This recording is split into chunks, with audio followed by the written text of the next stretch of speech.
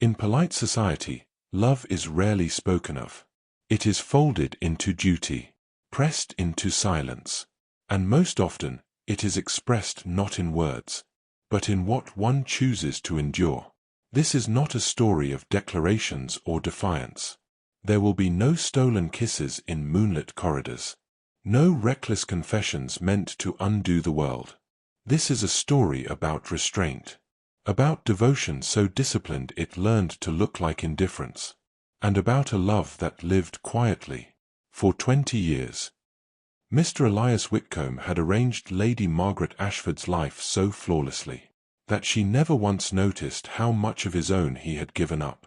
Every morning, her fires were lit before she felt the cold. Every evening, her rooms were prepared before loneliness could settle in. Every sorrow she carried was absorbed into the smooth, unquestioned order of the house. And yet, she never knew why the house never felt empty. For 20 years, Elias stood just beyond the edge of her awareness, watching her grieve, watching her age gracefully into invisibility, watching the world forget her, while he never did. He loved her without hope, without entitlement, without a single word spoken in his own defense, because in his mind, love that demanded to be seen was not love at all, and so he remained where he believed he belonged, in the background of her life, perfectly still, perfectly silent, and breaking in ways no one was meant to notice. Elias Whitcombe arrived at Ashford House on a grey afternoon in autumn, when the trees were losing their leaves and the world felt like it was preparing for something long and cold. He was 32 years old. He had excellent references. He needed the position. The house, he noticed immediately, was too large for one person. Lady Margaret Ashford was recently widowed, 6 months, he had been told. The late Lord Ashford had been considerably older than his wife, well respected, and apparently quite distant. The marriage had been appropriate, stable, and from what Elias could gather from the sparse household staff, almost entirely silent. Lord Ashford had died in his study, reading correspondence. They had found him the next morning, already cold. His wife had arranged the funeral with perfect composure. She had worn black without faltering. She had received condolences with grace and thanked everyone for their concern. And then she had retreated into this enormous house and had barely been seen since. The previous butler had left shortly after Lord Ashford's death, family obligations, supposedly, though the housekeeper, Mrs. Brennan, had hinted at other reasons. Couldn't bear it, she had said quietly. The silence, you understand. Elias understood. He had been in enough grieving households to recognize the particular weight of mourning. It settled into walls, into furniture, into the very air people breathed.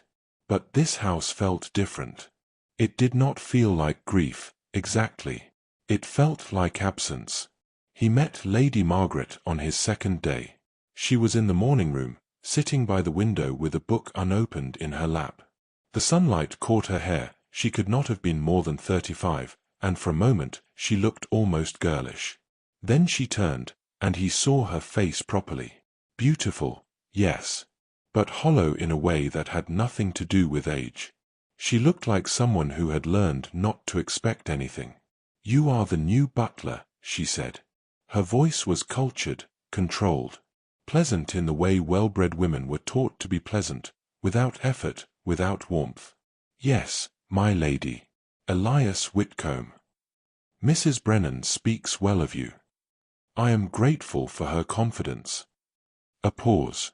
She looked at him as though she were trying to remember why she had summoned him, or perhaps trying to remember if she had summoned him at all. "The household is small," she said finally. "Quite small now. I do not entertain. I do not go out much. Your duties will be modest."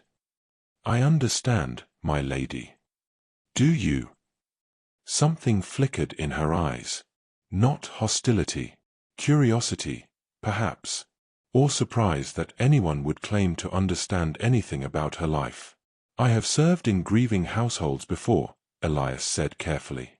"I know that routines can be difficult to maintain." She looked away, back toward the window. Routines, she repeated softly. Yes. I suppose that is what we call them. He waited. My late husband preferred order, she continued, still not looking at him. Everything at precise times. Breakfast at 7. Dinner at 8. No deviation. He found comfort in predictability. And you, my lady? She did not answer immediately. When she did, her voice was so quiet he almost missed it. I do not know what I prefer. It was the saddest thing he had ever heard someone say. Not dramatic. Not theatrical. Just true. She had been married for what, 15 years? 20. And she did not know what she preferred. Because no one had ever asked. Or if they had, her answer had not mattered. Elias felt something shift in his chest. Not attraction. Not yet. Something quieter. Concern. Perhaps, he said gently, we might establish new routines. Ones that suit you. She looked at him then. Really looked. As though she were seeing him for the first time. That would be unusual. I have found, my lady, that service is most effective when tailored to the individual. Not to tradition. A ghost of something crossed her face. Not quite a smile. But close. Very well, Mr. Whitcombe. I will leave such matters to your judgment.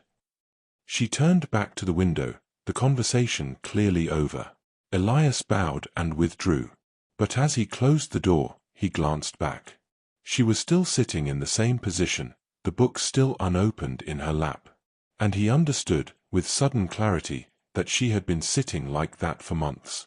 Waiting for nothing. Expecting no one. Alone in a house that was too large, with a life that had been arranged by someone else and now had no shape at all. That night, Elias sat in his small room and made lists. Not of duties or schedules or household management, but of observations. She takes her tea without sugar. But when I offered sugar, she hesitated. As though she could not remember if she liked it or not. She walks the same route through the house every morning. Drawing room. Library. Morning room. Back to her chambers.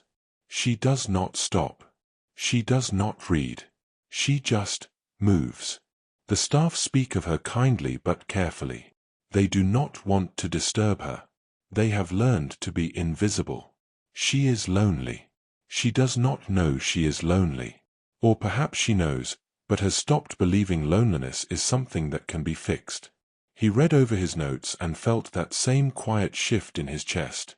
He told himself it was professional concern. That a good butler notices such things. That serving her well meant understanding her needs. And all of that was true. But beneath it, something else was beginning. Something he would spend the next 20 years refusing to name. Within a month, small things began to change at Ashford House. The morning tea was served 10 minutes later, when Lady Margaret naturally woke rather than when Lord Ashford's schedule had dictated.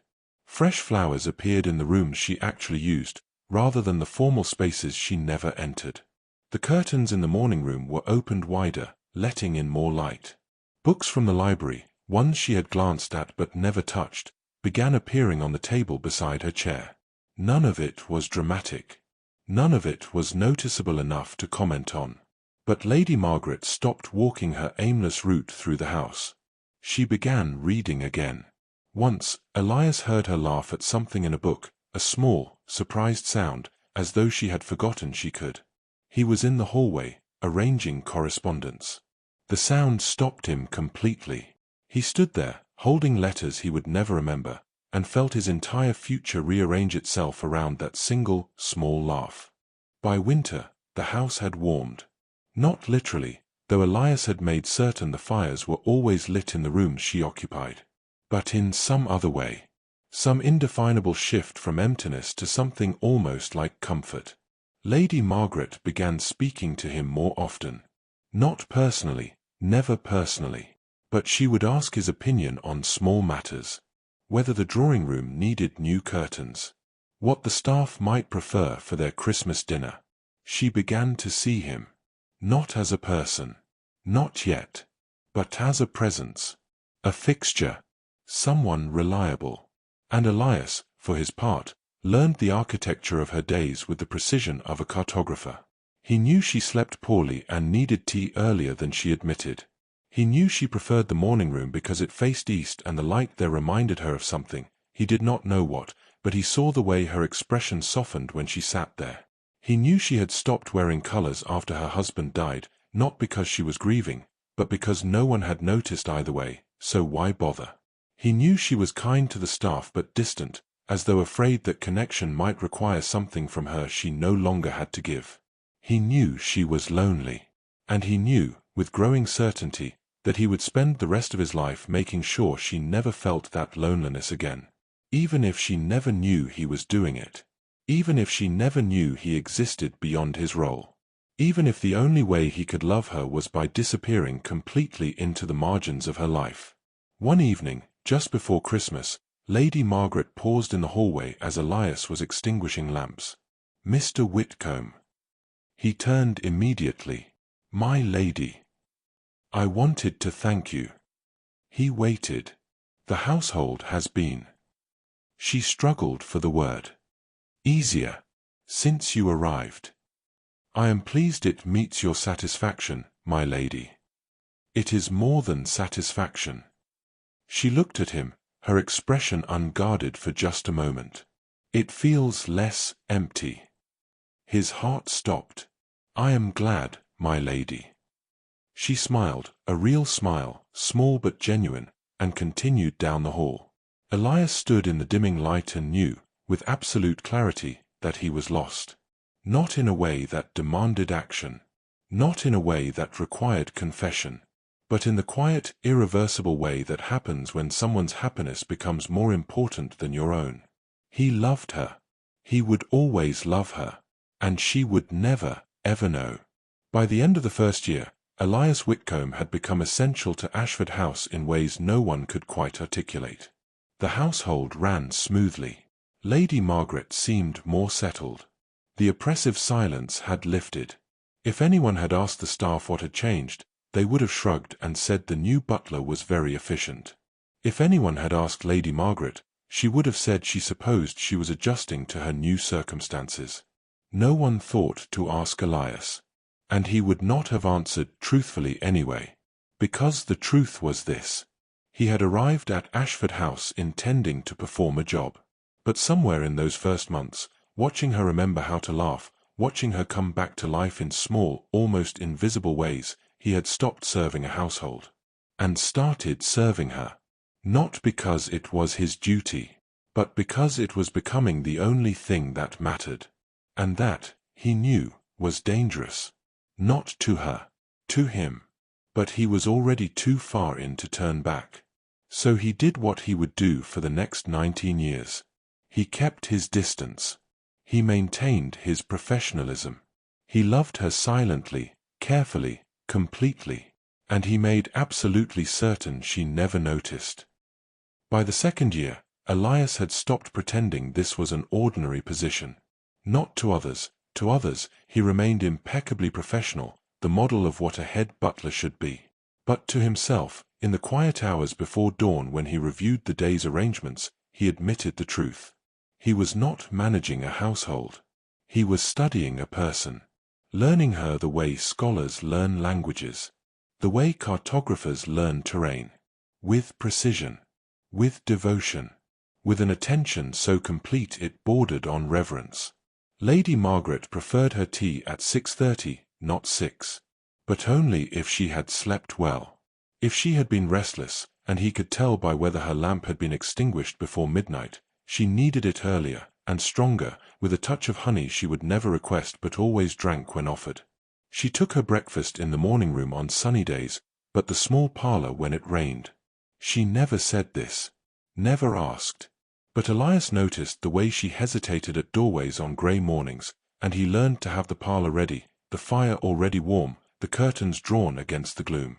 She read poetry on Tuesdays. He never knew why Tuesdays. But the pattern held.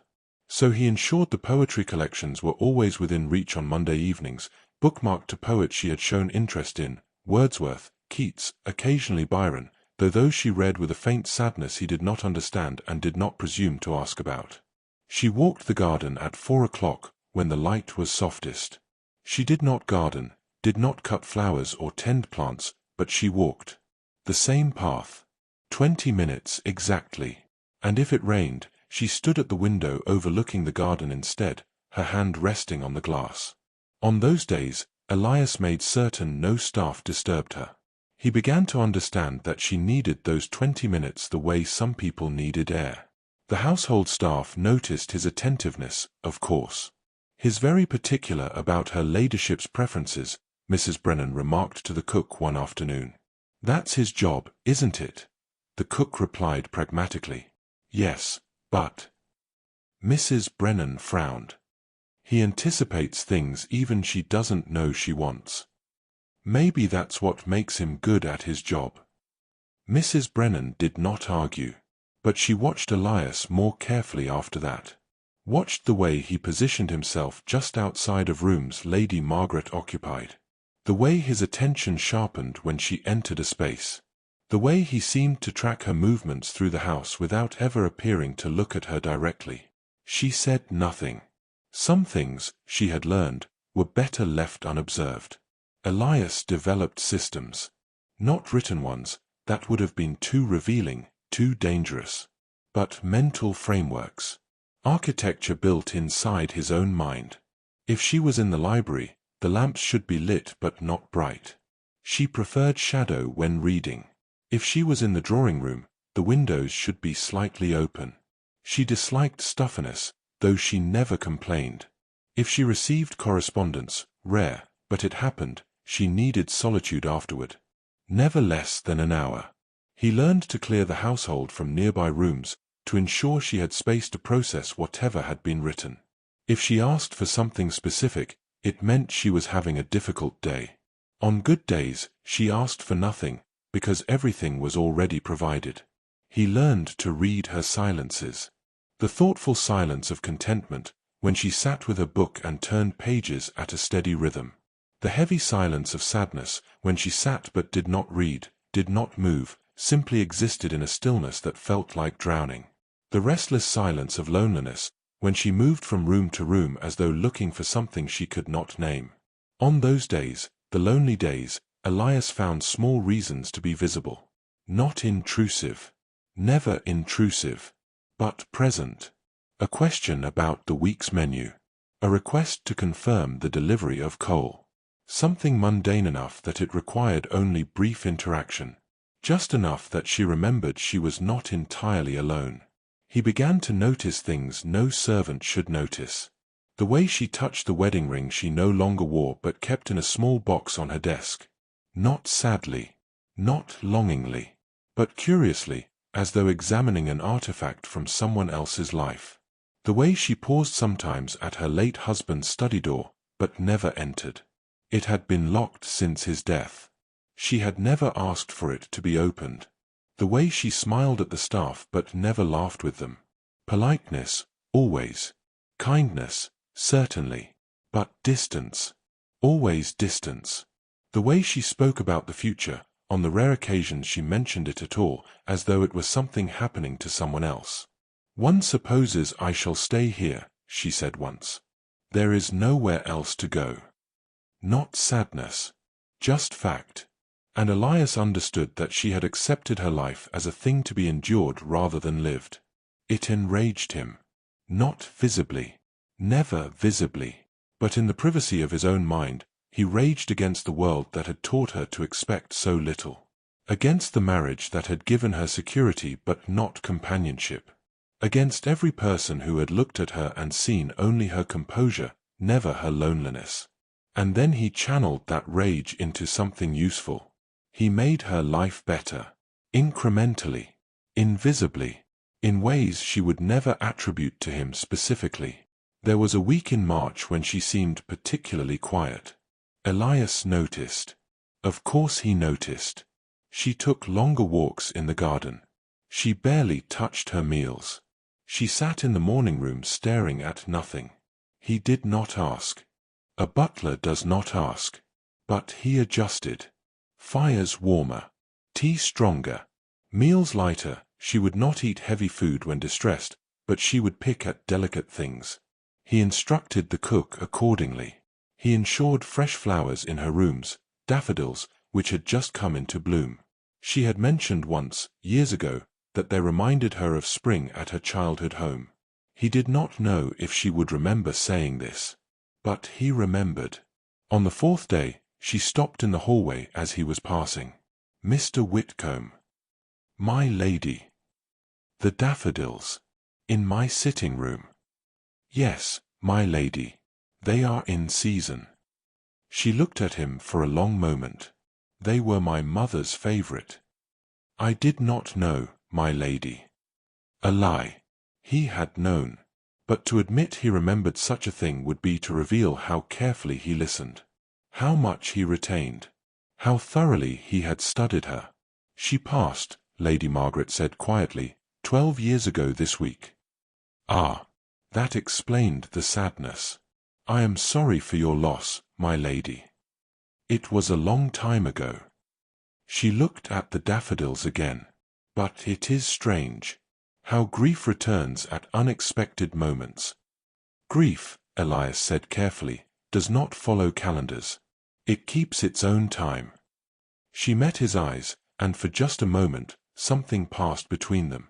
Not familiarity, not intimacy, but recognition.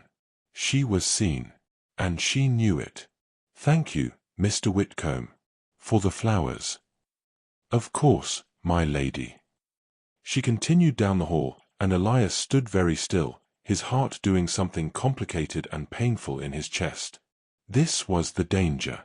Not that he loved her, he had accepted that inevitability, but that she might begin to notice his love, might feel its weight, might be burdened by an affection she had never requested and could not reciprocate. That would be unforgivable. So he made a decision. He would be more careful, more invisible. He would continue to care for her, but he would ensure she never saw the mechanism of that care, never felt the attention behind it, never suspected that every comfort, every kindness, every perfectly arranged detail was an act of devotion rather than duty. He would love her, but he would do it in ways she could never trace back to him. By the end of the second year, Ashford House had developed a rhythm that felt almost peaceful. Lady Margaret had regained some measure of equilibrium. She no longer wandered the halls aimlessly. She read more, occasionally entertained, small gatherings, intimate dinners with a few close acquaintances. She seemed, to the casual observer, content. The household staff spoke of her warmly. She was fair, generous with praise, thoughtful about their needs. No one could have called her happy, but she was no longer drowning. And if anyone had asked what accounted for the change, they might have credited time, the natural healing that comes with distance from loss. They would not have credited the butler who had spent 2 years learning her patterns, memorizing her preferences, constructing an entire architecture of care around her without ever once making himself visible within it. Elias preferred it that way, because he had learned something important in those 2 years.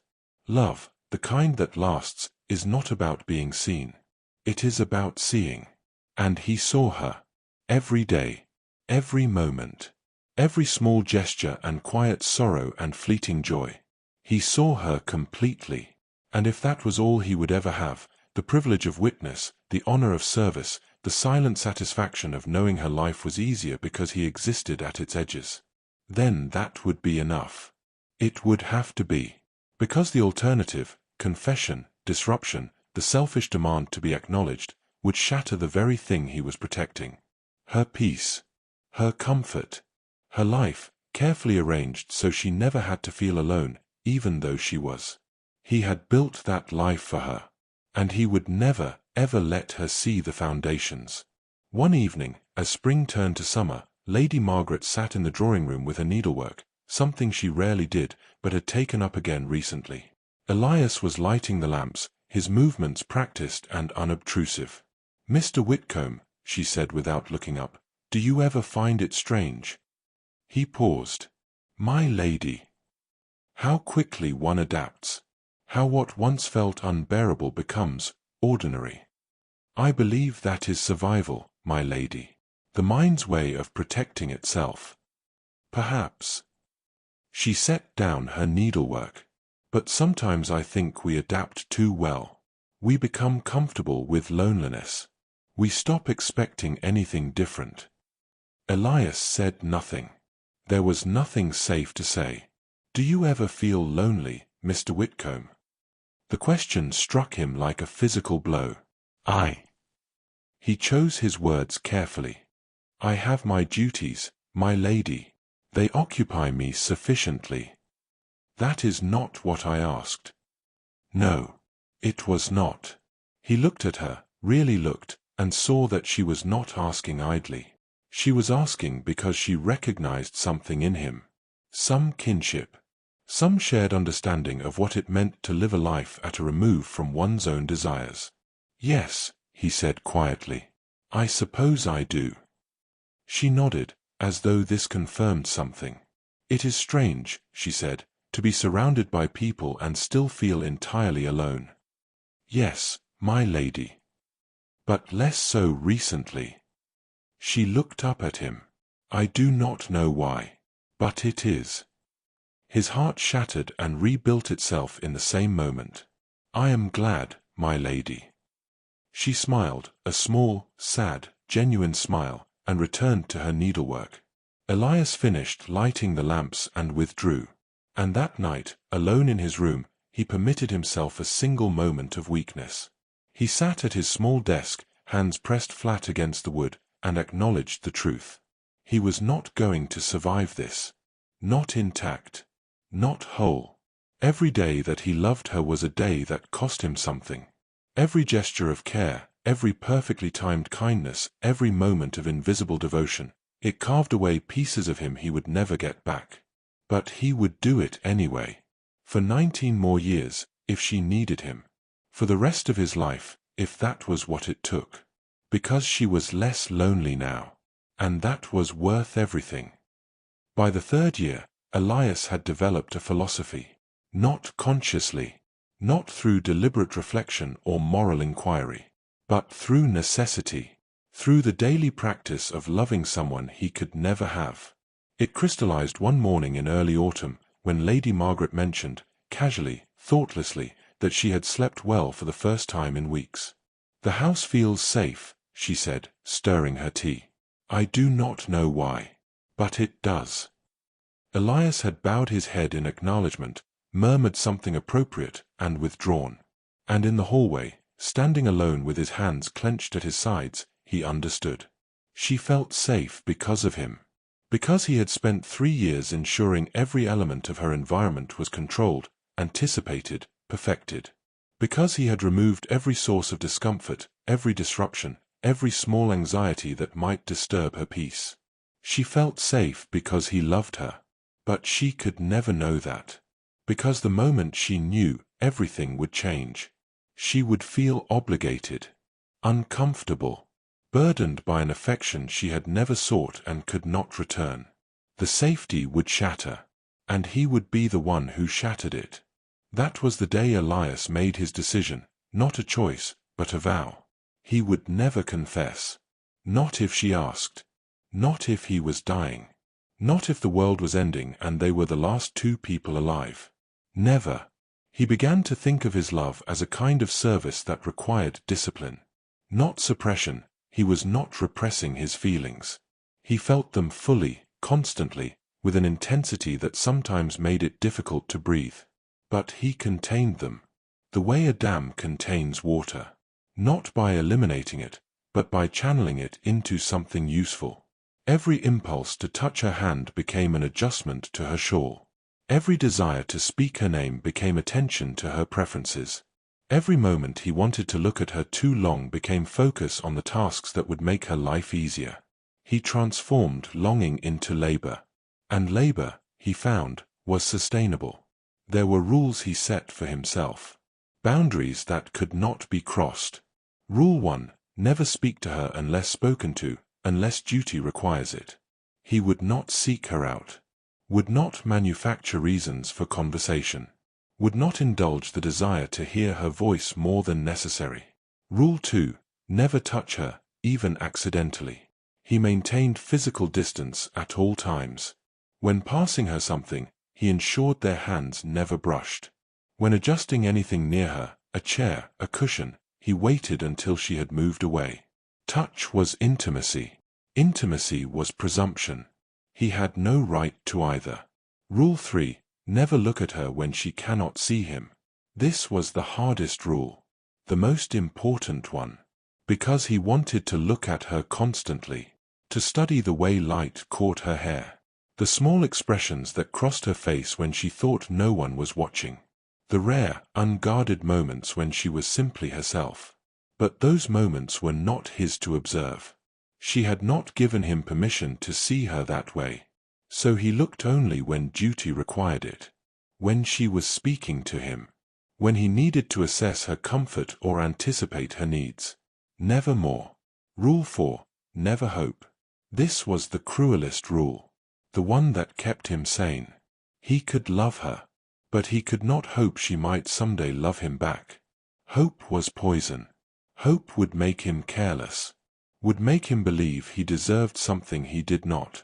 So he killed hope methodically, daily, every time it tried to surface. She smiled at him. That was politeness. Nothing more. She seemed more at ease in his presence. That was because he performed his duties well. Nothing more. She asked personal questions occasionally. That was kindness to a long-serving member of staff. Nothing more. Hope was the enemy of service, and service was all he had. Sometimes the discipline wavered. There was a morning in winter when Lady Margaret came down to breakfast particularly lovely. Something about the way the morning light fell, the soft grey dress she wore, the absent-minded way she tucked a strand of hair behind her ear. Elias had been pouring tea. His hand trembled, just slightly. The cup rattled against the saucer. She looked up. "Are you unwell, Mr. Whitcombe?" "Quite well, my lady. My apologies." He steadied his hand through sheer force of will and finished pouring. But that night, alone in his room, he had been furious with himself. 3 years. 3 years of perfect control. And a moment of weakness over something as simple as morning light. Unacceptable. He spent an hour reviewing his rules, reinforcing his discipline, reminding himself why restraint was necessary. Not because his feelings were wrong, but because expressing them would be selfish. Elias had known selfish love before. His father had loved his mother selfishly, demanding her attention, her compliance, her entire existence bent toward his comfort. When she died, worn thin by years of service to a man who took everything and gave nothing, Elias had been 17 and already resolved. He would never love like that. Love that consumed was not love. It was possession. Love that demanded was not love. It was tyranny. Real love, he believed, was about the other person's well-being, not your own satisfaction. And Lady Margaret's well-being required his silence. She needed stability, safety, a household that ran smoothly, a life free from complication.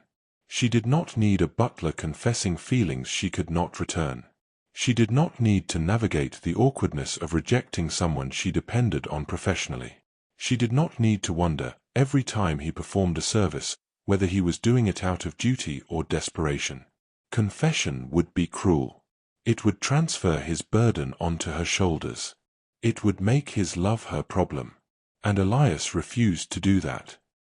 So he refined his discipline into something almost spiritual. He woke each morning and reminded himself, "Today, I serve her, not myself." He ended each evening with the same assessment. Did she feel safe? Was she comfortable? Did I maintain appropriate distance? If the answer to all three was yes, the day was successful. If not, he corrected course. His own feelings were irrelevant. Only her peace mattered. There were moments when the cost of this discipline became almost unbearable. Once, Lady Margaret had been unwell, nothing serious, but enough to confine her to her rooms for several days.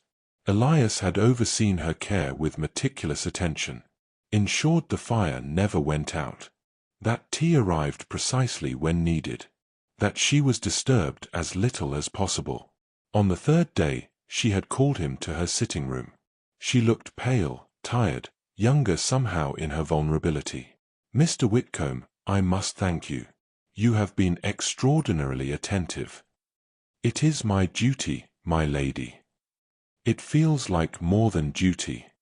His heart stopped. She was looking at him with something like curiosity, as though trying to solve a puzzle. "You have been here 3 years now," she continued, "and I realize I know almost nothing about you. You manage everything, anticipate everything, but you are very private, are you not?" "I prefer not to burden others with my personal affairs, my lady." "It would not be a burden." "Yes, it would. You are kind to say so, my lady. But I am content with the arrangement as it stands." She studied him for a moment longer, then nodded. "Very well. But I want you to know, your work is not unnoticed. You have made this house feel like a home again. That is no small thing." "Thank you, my lady." He withdrew before she could say anything else. Before he could say anything else. Because he had wanted to tell her everything. Wanted to kneel beside her chair and confess that every moment of care, every gesture of attention, every perfectly arranged detail was an act of love he could never speak. But he did not. Because loving her meant protecting her, even from himself. By the end of the 3rd year, Elias's discipline had become absolute. His love had not diminished, if anything, it had deepened, refined by restraint into something purer and more permanent. But it was entirely contained. He loved her in the space between visibility and invisibility, in the fires lit before dawn, in the tea served at precisely the right temperature, in the flowers that appeared without being requested, in the quiet, unnoticed work that made her life possible. He loved her in ways she would never trace back to him, and he had made peace with that. Because this was what love meant to him. Not possession. Not reciprocation. Not even acknowledgement. Just the steady, silent work of making another person's life better. Even if it cost him everything.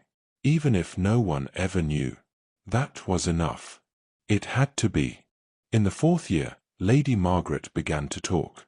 Not about anything important. Not confessions or secrets or the kind of intimate revelations that breach the careful distance between employer and servant. But small things. Observations. Memories. Fragments of thoughts she seemed to speak aloud simply because there was no one else to hear them. And Elias listened. He always listened. It started one afternoon in the library. Elias was returning books to their proper shelves. Lady Margaret read voraciously but never reshelved anything herself. She was seated by the window with a new novel, and he assumed she was absorbed in it. Then she spoke. "My husband never read fiction." Elias paused, a volume of Austen in his hand. "He said it was frivolous," she continued, not looking up from her book. "That novels corrupted women's minds with unrealistic expectations." A statement, not a question. She did not seem to expect a response. But Elias responded anyway. "That seems a rather narrow view, my lady." "Yes." She turned a page. It was. Silence returned. Elias continued his work. But something had shifted. She had spoken to him not as a servant, but as, what? A presence. Someone who might understand. Someone safe enough to think aloud to. "And from that day forward," she continued. "I was married at 19, she said one morning while he arranged fresh flowers. "I did not know him well. 3 months of courtship. Very proper. Very appropriate." Elias kept his hands steady on the vase. "Everyone said I was fortunate. He was wealthy. Respectable. 15 years my senior, which was considered ideal. He could guide me, you see. Shape me into a proper wife." Her voice was flat. Clinical. "I suppose he did shape me." into someone very quiet. Elias said nothing. There was nothing safe to say. Do you know what the worst part was? She looked at him then. He was not cruel. He never raised his voice. Never struck me. He was perfectly civil. But distant, Elias said quietly. Yes. Something like relief crossed her face. Yes. Exactly that. Distant. Present but absent. We lived in the same house for 16 years and I do not think he ever truly saw me. I am sorry, my lady. Don't be. I learned to live with it. One can become accustomed to anything, I think. Even invisibility. She turned back to her correspondence, the conversation apparently over. But Elias stood there, flowers forgotten, and felt something terrible and fierce rise in his chest. She had been invisible to the one person who should have seen her most clearly. And now she believed that was simply how life was. The confidences continued. Small. Careful. Never demanding response or sympathy. My mother died thinking I was happy. I never told her otherwise. What would have been the point? I used to paint. Did I mention that? Nothing of consequence. Watercolors. My husband kept one in his study for a year, then quietly had it removed. I do not think he meant to hurt me. He simply did not think about it. Sometimes I wonder if I was always this quiet, or if I learned it. I cannot remember anymore. Each statement was a window into years of quiet erosion. A marriage that had not destroyed her dramatically, but had worn her down so gradually she had not noticed until there was almost nothing left. And Elias witnessed it all. Absorbed every word. Every revelation. Every small grief she carried. He never offered platitudes. Never told her she deserved better or that her late husband had been wrong. He simply listened. Because that, he understood, was what she needed. Not solutions. Not sympathy. Just someone who would hear her. Someone who would remember. One evening in late spring, Lady Margaret sat longer than usual in the drawing-room after dinner. Elias was extinguishing lamps, preparing the house for night. "Mr. Whitcombe," she said suddenly, "may I ask you something?" "Of course, my lady." "Do you think it is possible to be lonely even when surrounded by people?" He looked at her. She was watching the dying fire, her expression distant. "Yes, my lady. I believe it is quite possible." "I thought so." She was quiet for a moment. "I was loneliest during my marriage. Is that strange? To be more alone with someone than without them?" "No, my lady. I do not think that is strange at all." She nodded slowly. "Society says widowhood should be the difficult part. The isolation. The loss. But I find it easier. Does that make me terrible?" "No." The answer came quickly. Too quickly, perhaps. She looked at him, surprised by his certainty. "You are not terrible," Elias said carefully. "You are honest. There is a difference. The world would not see it that way. The world does not live in your life, my lady. Only you do."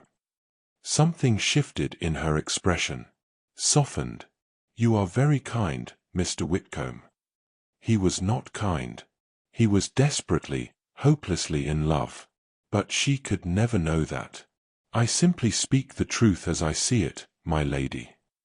"Even so." She stood, smoothing her skirts. "Thank you for listening. I know it is not part of your duties. I am always available should you need to speak, my lady." She smiled, genuinely smiled, and left the room. And Elias stood alone in the dim drawing-room, hands clenched at his sides, and acknowledged a terrible truth. Every word she spoke to him was a gift he did not deserve. Every confidence was a privilege that was slowly killing him.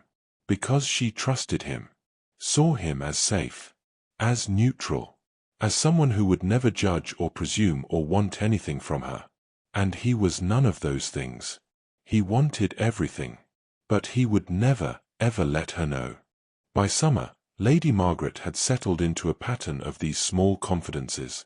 She spoke to him more freely than she spoke to anyone else, more than her few remaining friends, more than her distant relatives who wrote occasionally asking if she was well.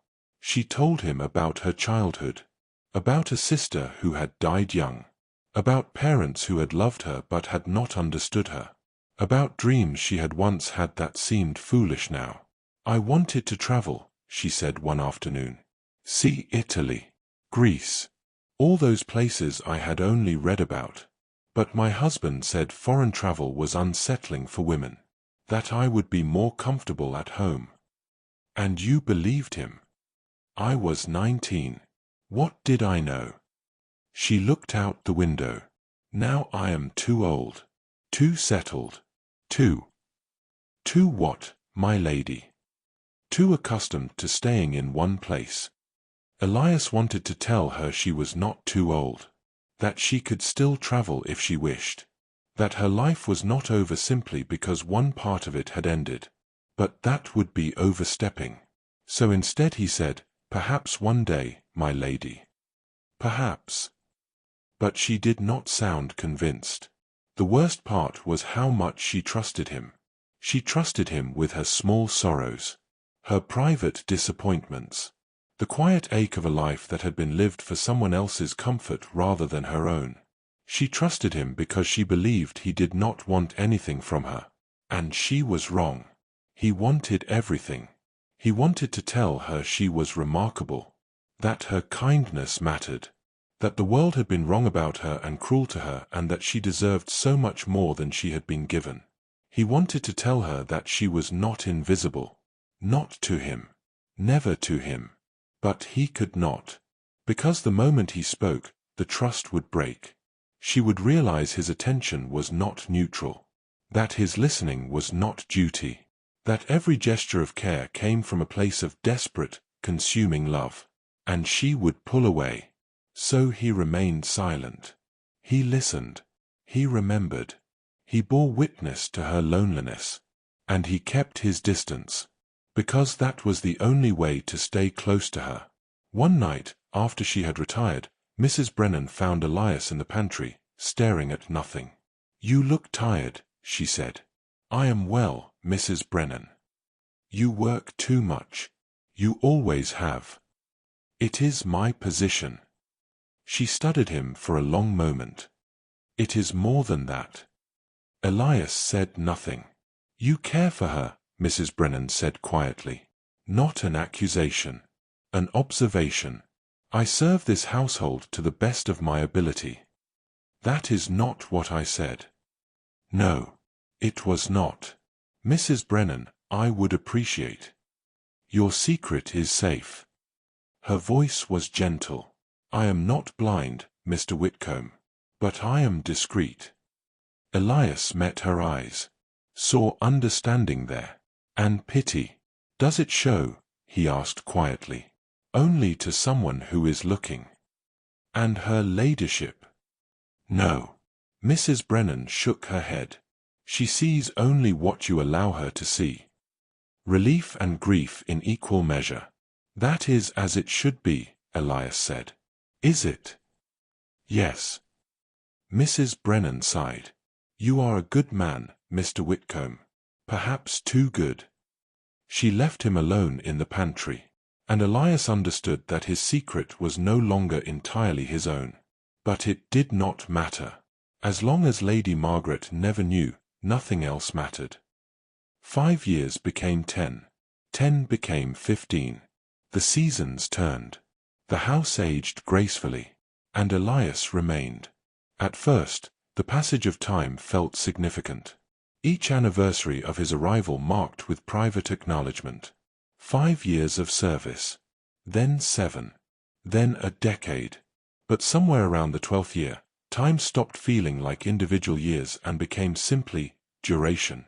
A long, continuous present tense in which nothing dramatic happened and everything slowly, irrevocably changed. Lady Margaret's hair developed threads of silver at the temples. Elias noticed the exact week they appeared. She did not seem to register them for months. His own hair grayed entirely. She mentioned it once, casually. "We are both getting older, Mr. Whitcombe." He had agreed politely, and that was the end of it. The house required repairs. A roof tile replaced. Window frames repainted. The small, constant maintenance that kept old houses standing. Elias managed it all, ensuring everything remained exactly as it had always been. Because constancy, he had learned, was its own kind of comfort. The world outside changed more dramatically. Queen Victoria's reign ended. A new century began, though it felt much like the old one within the walls of Ashford House. Fashions shifted. Society evolved. Technology crept forward in distant cities while the estate remained suspended in familiar patterns. Lady Margaret occasionally mentioned these changes. "They say motorcars will replace carriages entirely." Or, "Mrs. Hertford's daughter has taken up photography." Can you imagine? But she herself changed very little. She still took tea at the same hour. Still walked the garden at 4 o'clock. Still read in the same chair by the same window. The routines Elias had established in the first years had calcified into permanence, and he maintained them with unwavering precision.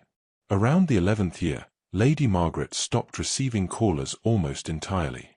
The few friends she had maintained after her husband's death had gradually drifted away, not through conflict, but through the slow attrition of mismatched lives. They married again, moved away, grew busy with grandchildren. Lady Margaret remained alone, but never acknowledging loneliness aloud anymore. She had, Elias observed, accepted her solitude as permanent. Once, he overheard her speaking with Mrs. Brennan. "Do you ever regret not marrying, Mrs. Brennan?" "Sometimes, my lady. But I had my reasons."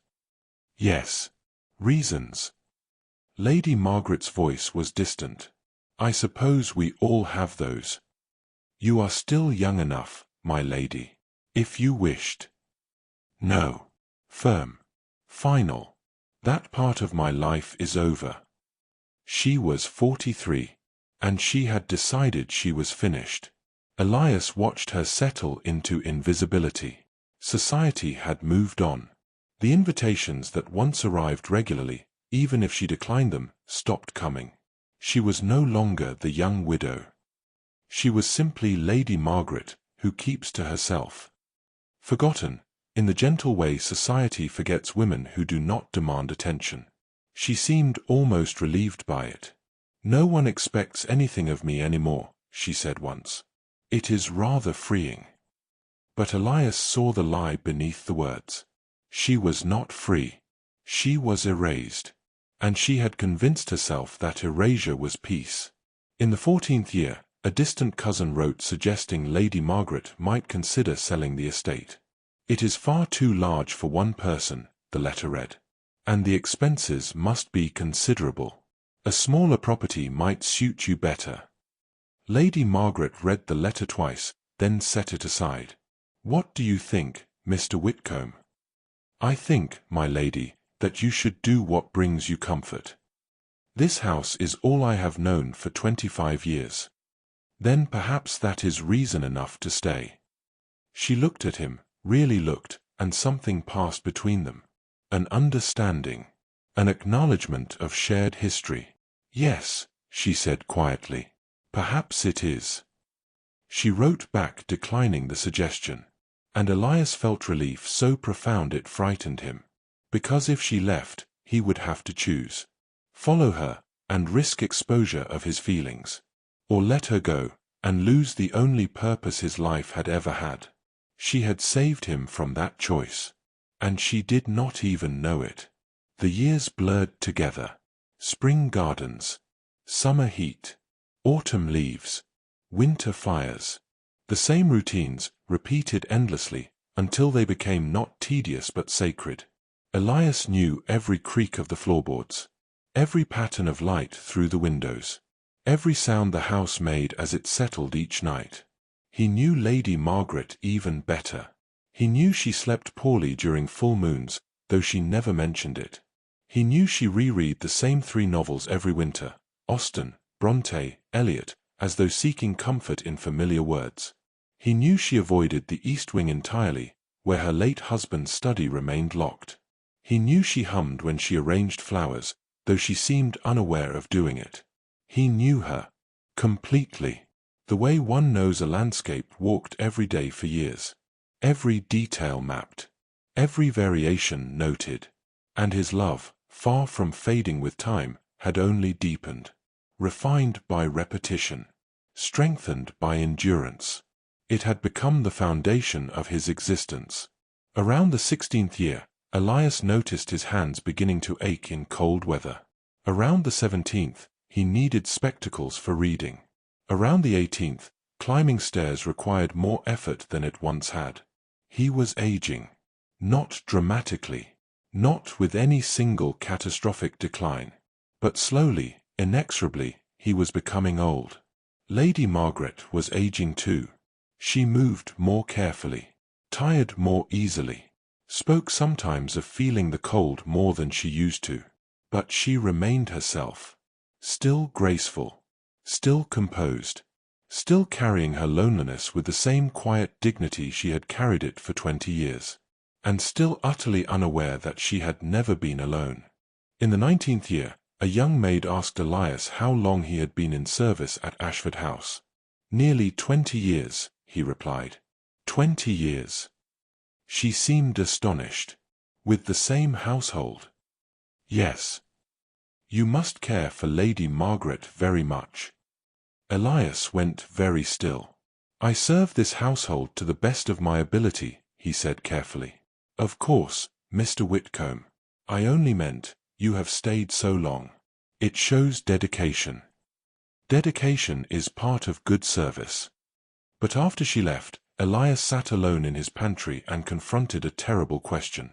What would he do when Lady Margaret no longer needed him?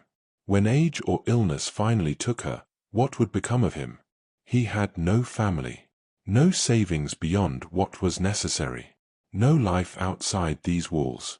He had spent 20 years building his existence entirely around one person, and when that person was gone, he would have nothing left. The thought should have terrified him. Instead, it brought strange peace, because he did not want a life after her. This, serving her, loving her, existing at the margins of her world, was the only life he wanted. If it ended when she ended, that seemed appropriate, fitting, even right. The 20th year arrived quietly. No fanfare, no celebration. Just another autumn settling over Ashford House. Elias stood in the garden one afternoon, watching Lady Margaret take her daily walk. She moved slower now, paused more often, but she still walked, still maintained the rhythm he had learned 2 decades ago. She did not see him watching. She never did. And he thought, 20 years. 20 years of fires lit before dawn. 20 years of tea served at precisely the right temperature. 20 years of anticipating needs before they were voiced. 20 years of invisible devotion. 20 years of loving someone who would never know. He should have felt regret. Should have wished for something different. But he felt only gratitude. Because he had been allowed to love her. Even if she never knew. Even if nothing had ever come of it. He had been allowed to spend 20 years making her life better. And that was more than most people ever got. That evening, as he prepared the house for night, Lady Margaret called to him from the drawing room. "Mr. Whitcombe." "Yes, my lady." 20 years this autumn, is it not? Since you arrived. His heart stopped. "Yes, my lady." "That is a very long time." "It has been an honor, my lady." She looked at him with an expression he could not quite read. "You have been steady, constant. I do not think I have properly acknowledged that." "Your satisfaction is acknowledgment enough, my lady." "Is it?" She tilted her head. "Sometimes I wonder if we truly see the people around us. If we thank them adequately. If we notice all they do." Elias felt the ground shift beneath him. "I believe, my lady, that service is its own reward." Perhaps. She looked away. But still. Thank you, Mr. Whitcombe. For everything. Of course, my lady. He left before his composure could crack. 20 years.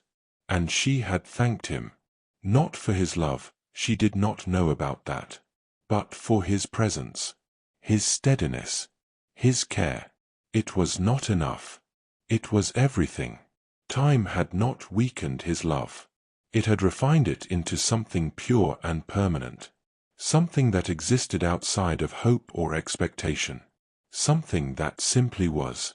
And always would be. Until the end.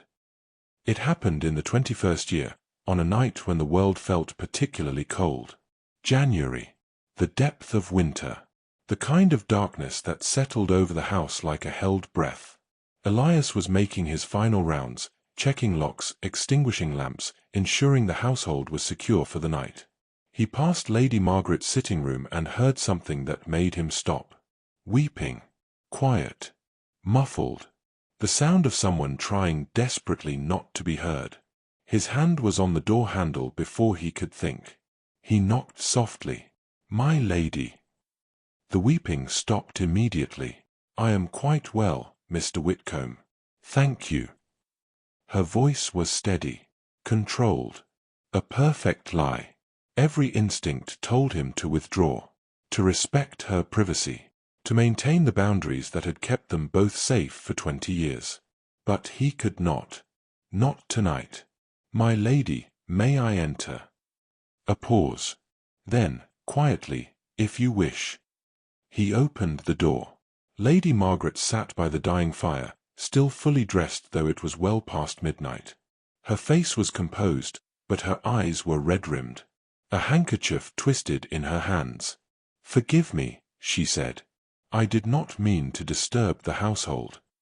"You have disturbed nothing, my lady." Elias moved to the fireplace, added coal with practiced efficiency. The fire had grown low. A safe excuse. A reason to be there that had nothing to do with concern or care or the desperate need to ensure she was not suffering alone. "You did not need to do that." "It is my responsibility, my lady." She watched him work. When he finished, he should have left. Should have bowed and withdrawn and pretended he had seen nothing. Instead, he remained. "My lady, if I may, are you unwell?" "No." She looked at the fire. "Not unwell. Simply tired." "Of what, if I may ask?" The question was too personal, too direct. But it was past midnight and she was crying, and 20 years of restraint was suddenly, terrifyingly insufficient. Lady Margaret was quiet for so long he thought she would not answer. Then, "Of this." "This, my lady." "This life." Her voice was barely above a whisper. "This endless, empty, pointless existence where nothing ever changes and nothing ever will." Elias felt his chest constrict. "I am 55 years old," she continued, staring at the fire. "I have been a widow for 21 years. I have no children, no close family, no purpose. I wake each day and do the same things I did the day before, and the day before that, and I will do them tomorrow, and the day after, until I die. And no one will remember me. No one will mourn me. I will simply stop. As though I never existed at all." "That is not true, my lady." "Is it not?" She looked at him then, her eyes bright with unshed tears. "Tell me, Mr. Whitcombe, what is the point of my life? What have I contributed? What difference have I made?" "Everything," he wanted to say. "You are everything." "You have been kind," he said instead, his voice rough. "To your staff. To those who depend on you. That is not nothing. It is not enough. My lady. I am so tired of being alone." The words broke from her like something physical. "So tired of this silence. Of waking to empty rooms and spending days with no one to speak to except servants who are paid to tolerate my presence." "That is not—" Elias stopped himself. "Not what?" She stood, agitated now. Not true. You are employed by me, Mr. Whitcombe. Your kindness, your attention, your presence, it is all purchased. If I dismissed you tomorrow, you would leave, and I would never see you again. My lady, I am sorry. She pressed her hands to her face. This is unfair. You have always been exemplary. This is not your burden to bear. Please, forget I said anything. But he could not forget.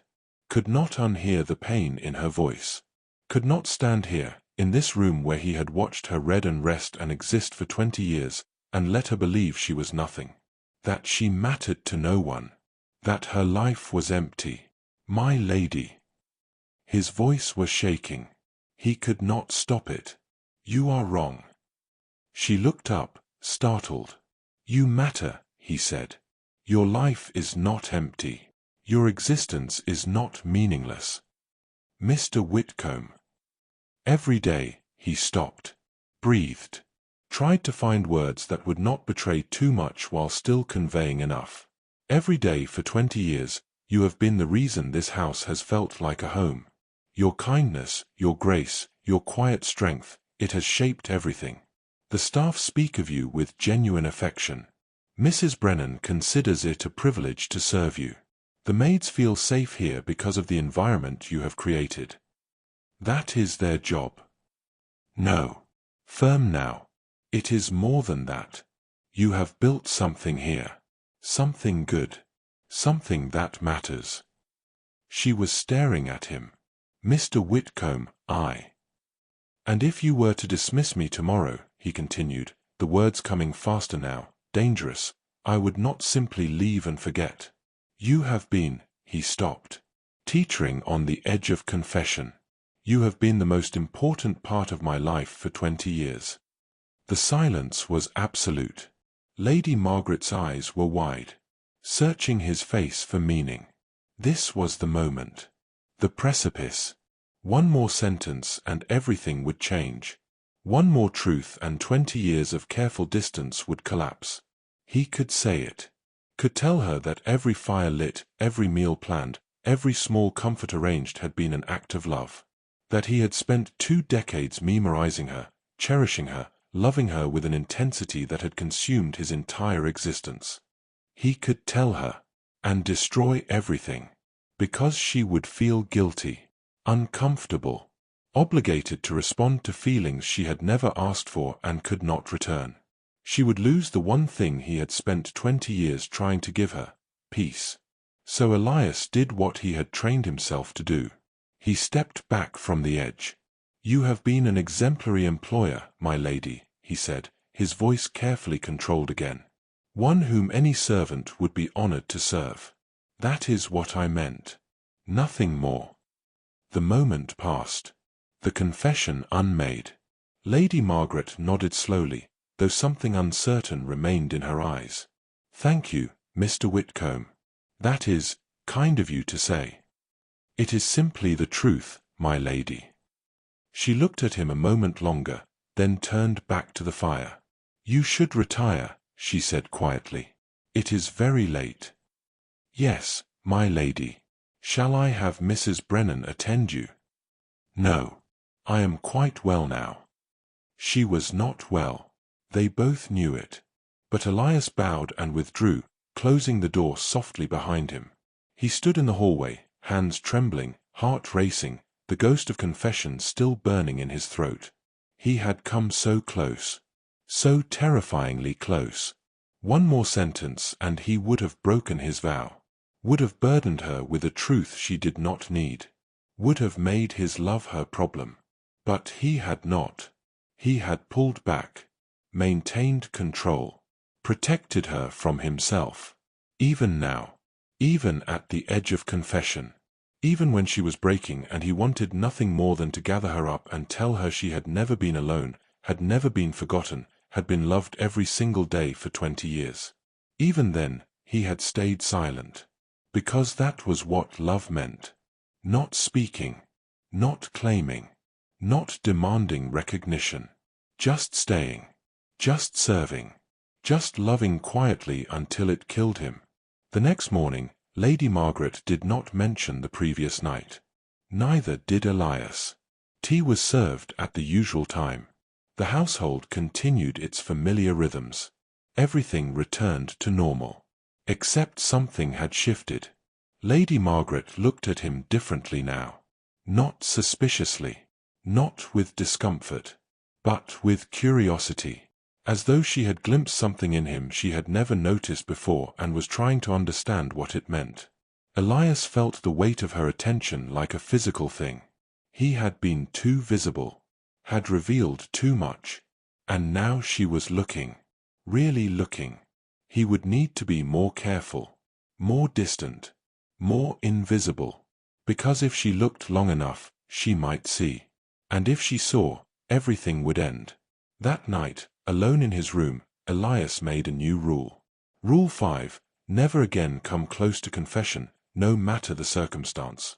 He had nearly broken. Had nearly thrown away 20 years of discipline because she was in pain and he could not bear it. But her pain was not his to fix. Not in that way. Not by confession. Only by continued, silent service. Only by being exactly what he had always been, present but invisible, caring but distant, loving without hope. That was the only way to keep her safe. Even from himself. Especially from himself. So he made his vow again, stronger this time. He would never tell her. Not if she cried. Not if she questioned. Not if she looked at him with eyes that asked what he could not answer. Never. His love would remain his burden alone. Until the end. His name was Mr. Thomas Hartley. He was a widower. Respectable. Approximately Lady Margaret's age. A neighbor from 3 estates over who had known her late husband in passing years ago. He came to call one spring afternoon, ostensibly to discuss a property boundary matter that required clarification. Elias showed him to the drawing room and informed Lady Margaret of his arrival. She seemed surprised. Almost flustered. Mr. Hartley. I have not seen him in, it must be 10 years. Shall I tell him you are indisposed, my lady? No. No, that would be rude. She checked her reflection quickly, smoothed her dress. Please show him in. Elias did as requested. And then, because it was his responsibility to ensure guests were properly attended, he remained nearby. Close enough to hear. Mr. Hartley was pleasant. That was Elias's first observation. Pleasant in an uncomplicated way. Easy conversation. Respectful but warm. He made Lady Margaret laugh, actually laugh, within the first 10 minutes. The property matter was dispensed with quickly. After that, they simply talked. About the estate. About changes in the neighborhood. About mutual acquaintances neither had seen in years. I must confess, Mr. Hartley said, the boundary issue was partly an excuse. I had heard you were well, but I wanted to see for myself. We have both been alone for many years now. It seemed foolish not to at least maintain neighborly connection. That is very thoughtful, Lady Margaret said. Perhaps I might call again. If that would not be unwelcome. A pause. Elias, standing in the hallway arranging flowers that did not need arranging, went very still. I think that would be pleasant, Lady Margaret said. Excellent. Shall we say next Tuesday? For tea, perhaps. Yes. Tuesday would be lovely. They spoke for another quarter-hour, then Mr. Hartley took his leave. Elias showed him out with perfect courtesy. Fine household you run here, Mr. Hartley remarked as Elias handed him his hat and gloves. Lady Margaret seems well cared for. We endeavor to maintain her comfort, sir. I can see that. Good man. He left, and Elias stood in the entrance hall, something cold and terrible settling in his chest.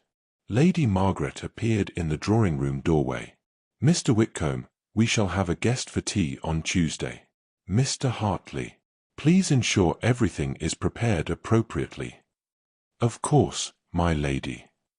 She hesitated. He seems kind, does he not? Yes, my lady. Very kind. It has been so long since I have had company. I find I am rather nervous about it. I am certain everything will proceed smoothly, my lady. She smiled, a real smile, one he had not seen in months, and returned to her sitting room. Elias remained standing in the hallway. 21 years. 21 years of loving her, serving her, ensuring she never felt alone. And one pleasant conversation with another man had brought more lightness to her voice than 2 decades of his devotion ever had. Because Mr. Hartley could offer what Elias never could. Companionship. Equality. The possibility of being seen.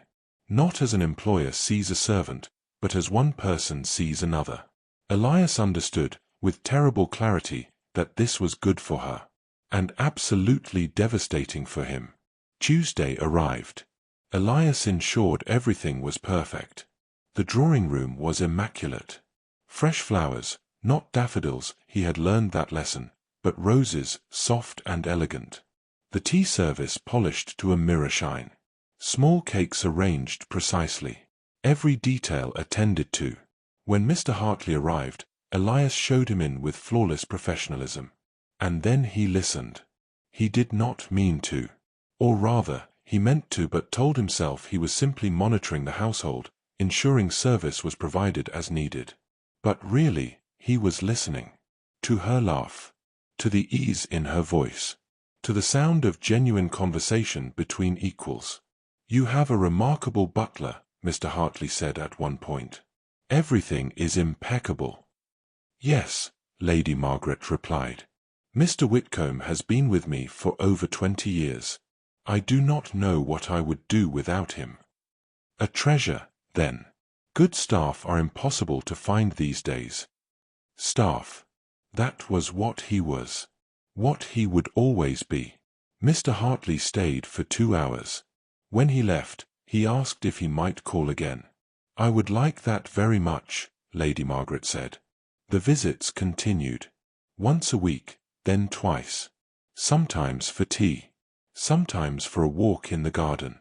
Once, Mr. Hartley stayed for dinner. Each time, Elias ensured everything was perfect. He arranged the menu to include dishes Lady Margaret particularly enjoyed. He ensured the wines were appropriate. He made certain the drawing-room fire was always at the perfect temperature. He facilitated every moment of their growing friendship with meticulous care. Because that was his role. And because, beneath everything else, he wanted her to be happy. Even if her happiness excluded him entirely. Around the 3rd month of visits, Mrs. Brennan approached Elias in the pantry. "He seems a good man," she said carefully. "Yes." "She seems lighter when he visits." "Yes." Mrs. Brennan looked at him. "Are you well, Mr. Whitcombe?" "Perfectly well." "You are not obligated to facilitate your own heartbreak, you know." Elias set down the inventory list he had been reviewing. "Mrs. Brennan, my feelings are irrelevant. Her happiness is not. That is very noble. It is simply correct. And if he proposes marriage?" The question hung in the air like smoke. "Then I will be pleased for her," Elias said quietly. "And I will ensure the household is prepared for whatever changes that might bring. Even if those changes include your dismissal." "Even then." Mrs. Brennan shook her head sadly. "You are a better man than most, Mr. Whitcombe. I hope you know that. I am simply doing my duty." "No." She touched his arm briefly. "You are doing far more than that. And it is destroying you." She left before he could respond. Elias returned to his inventory, hands steady, face composed, and told himself the tightness in his chest was nothing important. One evening, after Mr. Hartley had departed, Lady Margaret called Elias to the drawing-room. "Mr. Whitcombe, I wanted to thank you." "My lady." "For accommodating Mr. Hartley's visits with such grace. I know it creates additional work." "It is no trouble, my lady." She looked at him carefully. "You have been very patient with me. With my loneliness." My melancholy. You have never judged or complained. It is not my place to judge, my lady. Perhaps not. But still. She paused.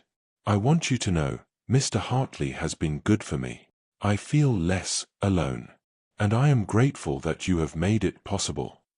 Every word was a knife. Delivered with kindness. With gratitude.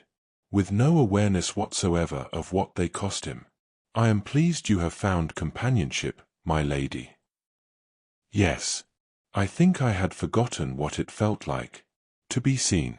To be considered. She had been seen. For 21 years, she had been seen more completely than she could possibly imagine.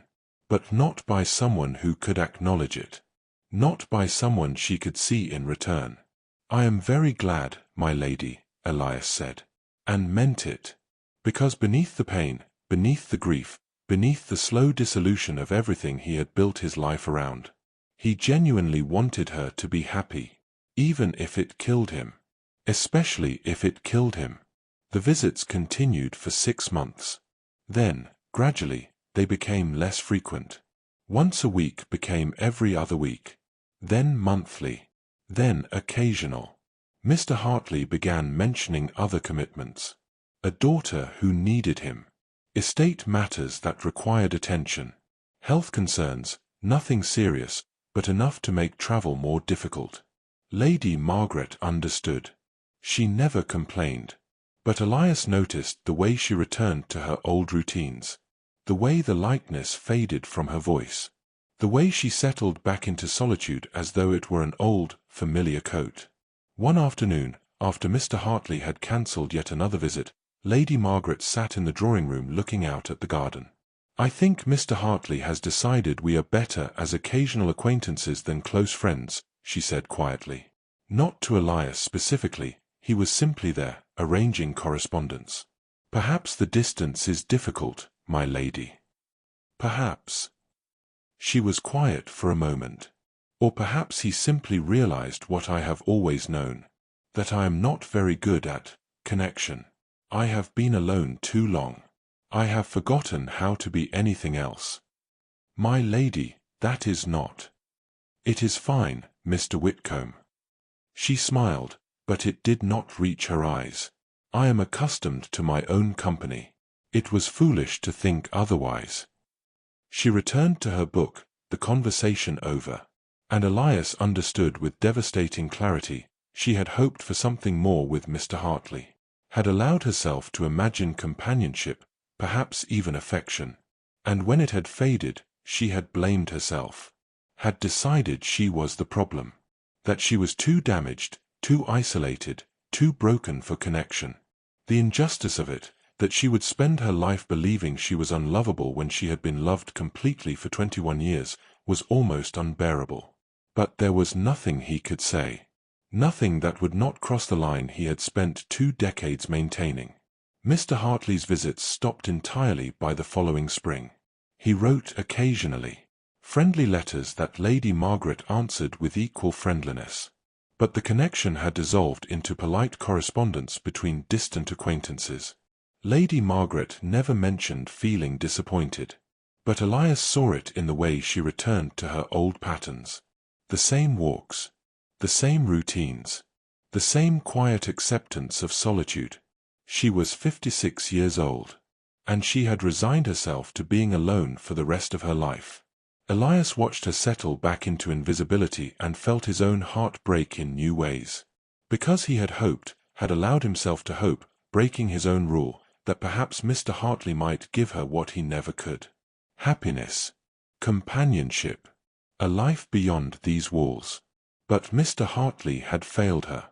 And Elias remained, as he had always been, present but invisible, loving but silent, devoted but unacknowledged. 21 years. And nothing had changed. Except that now they were both older. Both more tired. Both moving toward an ending neither of them could name but both could feel approaching. Time was running out.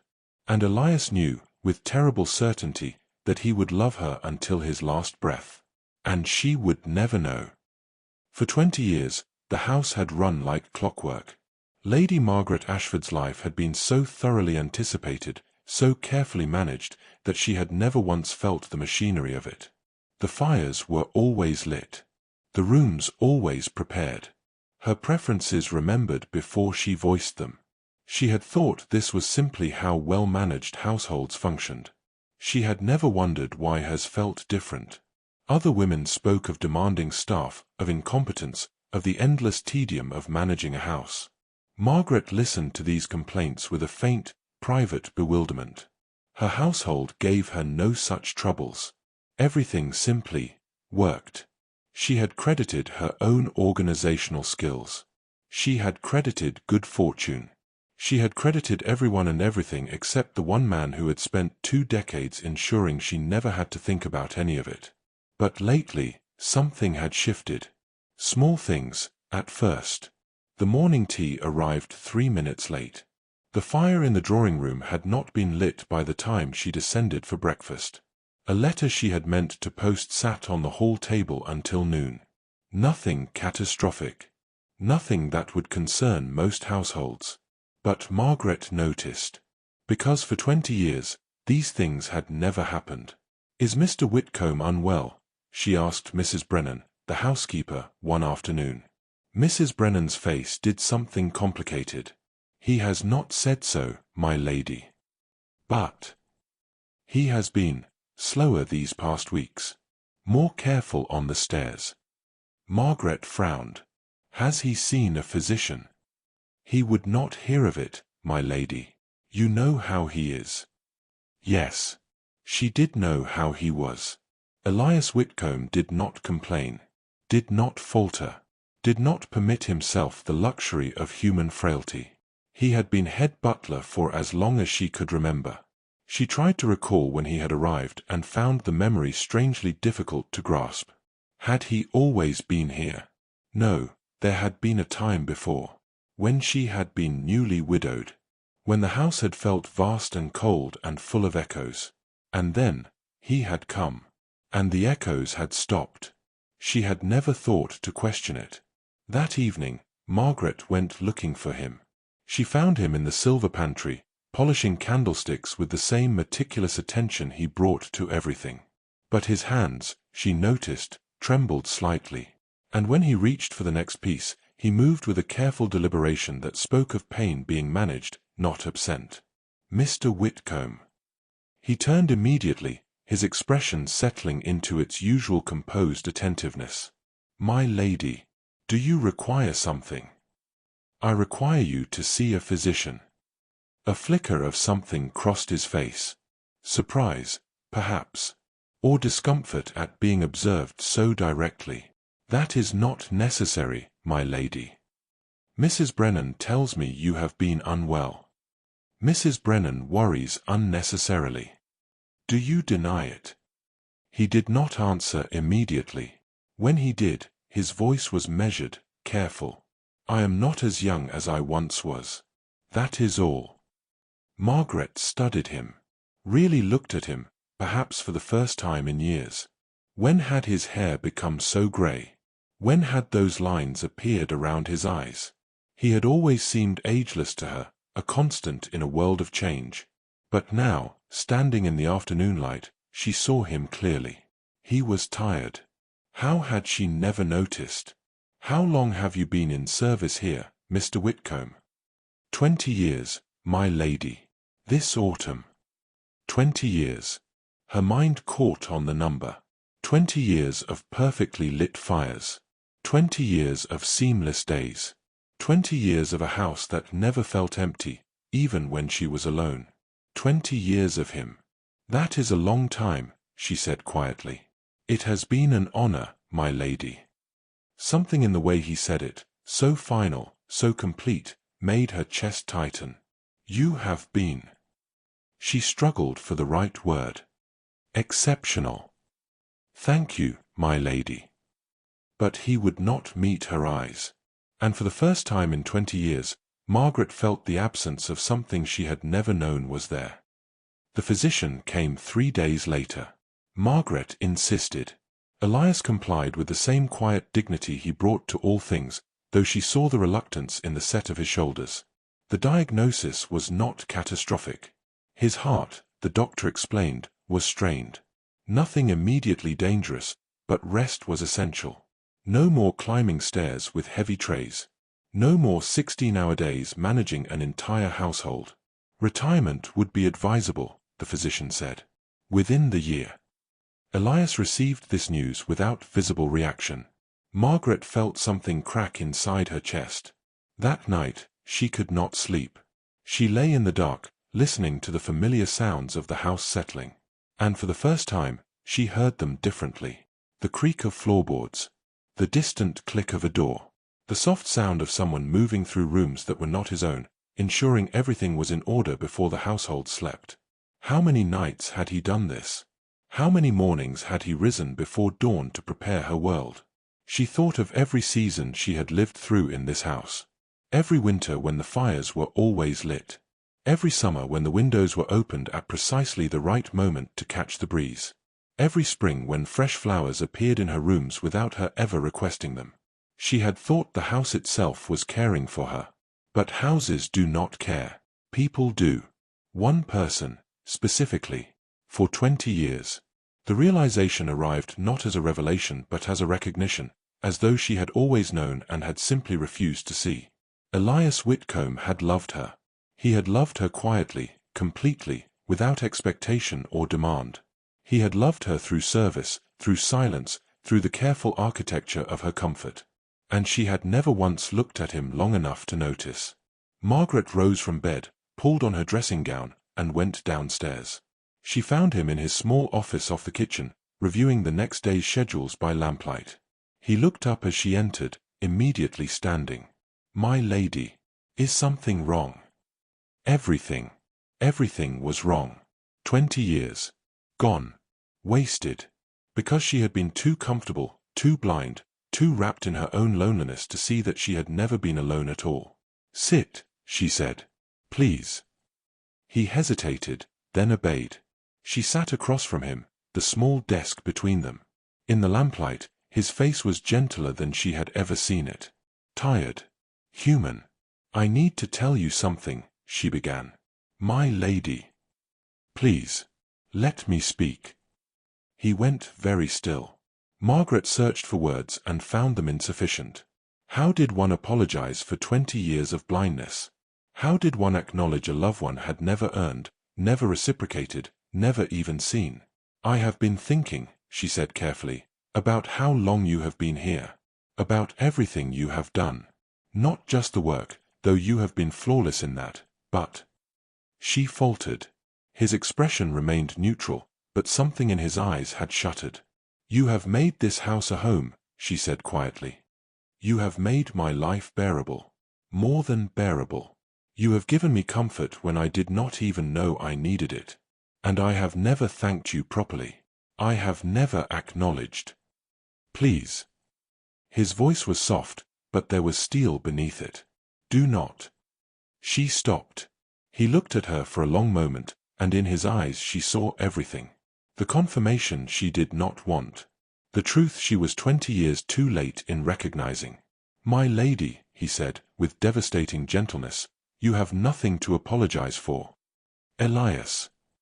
The use of his first name made him flinch. Just slightly. Just enough. "I have served this household honorably," he continued, his voice perfectly controlled. "That has been my choice and my privilege. If I have succeeded in providing you comfort, then I have done my duty well. There is nothing more to be said." "But there is," she insisted. "There is so much." "No. Firm now. Final. There is not." He stood, and she understood that he was ending the conversation. Closing the door. Maintaining the boundary he had kept for 2 decades. "It would be improper," he said quietly, "to speak of certain things. It would be a disservice to you, and to the dignity of this household. I will not do that. Not now. Not ever." Margaret felt tears burning in her eyes. Even now. Especially now. Because he loved her. Because he had always loved her. And because his love had always meant protecting her, even from the discomfort of knowing it existed. I will write to my cousin in Yorkshire, he said, moving toward the door. He has a small estate. He mentioned needing an experienced hand. I believe I will take him up on that offer. You are leaving. It is time, my lady. Elias, please. But he was already at the door, his back to her. Good night, Lady Margaret. He had not called her that in 20 years of private conversation. The formality was a wall, and she understood that she would not be permitted to cross it. The door closed softly behind him, and Margaret sat alone in his small office, surrounded by 20 years of schedules and careful planning, and wept for a love she had discovered only by losing it. Mr. Elias Whitcombe left for Yorkshire on a cold morning in October. The household staff lined up to bid him farewell. Mrs. Brennan wept. The younger maids curtsied with genuine sadness. Even the footman seemed subdued. Lady Margaret stood at the top of the stairs and watched the carriage pull away. She did not wave. He did not look back. The house, for the first time in 20 years, felt exactly as large as it actually was. His replacement was perfectly competent. The fires were lit on time. The meals were well prepared. The household ran smoothly. But something was missing. Margaret could not name it, but she felt it in every room. The house was orderly, but it was no longer alive. It functioned, but it did not breathe. She found herself pausing in doorways, expecting something that never came. A presence just beyond the edge of her vision. A sense that someone was paying attention. But there was only silence now. The real kind. The empty kind. 3 months after his departure, a letter arrived. Margaret recognized the handwriting immediately. Precise, careful, controlled. She opened it with trembling hands. My lady, I hope this letter finds you well. I am settled comfortably in Yorkshire. My cousin's estate is modest but well run, and I find the work undemanding. I trust the household continues smoothly in my absence. Mr. Davies is a capable man. I am certain you will find him satisfactory. Please do not trouble yourself with correspondence. I am content, and I hope the same is true for you. With deepest respect, E. Whitcombe. Margaret read the letter 3 times. It said nothing. It said everything. Please do not trouble yourself with correspondence. He was drawing the line again. Maintaining the distance. Even now, even in retirement, he would not allow himself to be a burden. She folded the letter carefully and placed it in her desk drawer. She did not write back. Because she understood, finally, that this was what he wanted. What he needed. The dignity of his own silence. And so she gave him the only gift she had left to give. She let him go. Years passed. The house remained orderly. Margaret grew older, as did everyone. She never married again. When asked why, she gave vague, polite answers about preferring her independence. No one pressed. But sometimes, on cold mornings, she would wake and expect to find the fire already lit. Sometimes she would reach for her shawl and feel the ghost of careful hands adjusting it across her shoulders. Sometimes she would sit alone in the drawing room and feel, for just a moment, as though she were not alone at all. And she would think of a man who had loved her so completely that he had asked for nothing. Not even to be seen. In Yorkshire, in a small cottage on his cousin's estate, Mr. Elias Whitcombe lived quietly. He kept a small garden. He took walks in the afternoon. He read by the fire in the evenings. His cousin remarked once that he seemed content but never quite at ease, as though always listening for something, waiting for something that never came. Elias did not correct him. Because it was true. For 20 years, his life had been shaped by another person's needs. By her comfort, her peace, her happiness. He had measured every day by how well he had served her. And now, with no one to serve, no routine to maintain, no purpose but his own existence, he was adrift. But he did not regret it. Not once. Not ever. Because love, in his understanding, was not about possession or reciprocation or reward. It was about giving everything you had to make another person's life better. And he had done that. For 20 years, he had done that perfectly.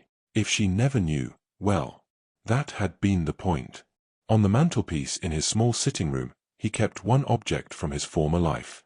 A single candlestick, polished to a mirror shine. He cleaned it every Sunday, not because it needed cleaning, but because some habits, once formed in love, cannot be broken, and perhaps should not be. In polite society, love is rarely spoken of. Sometimes it is not spoken of at all. Sometimes it lives in the space between service and devotion, in the distance between two people who understand each other perfectly and will never, ever close the gap.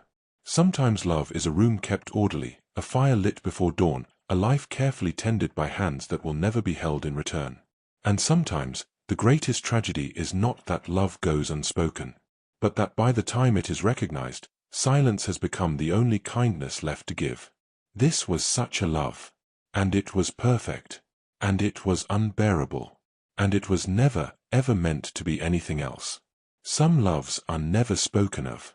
Others are remembered. If you wish to hear more stories of love that dared not speak, subscribe.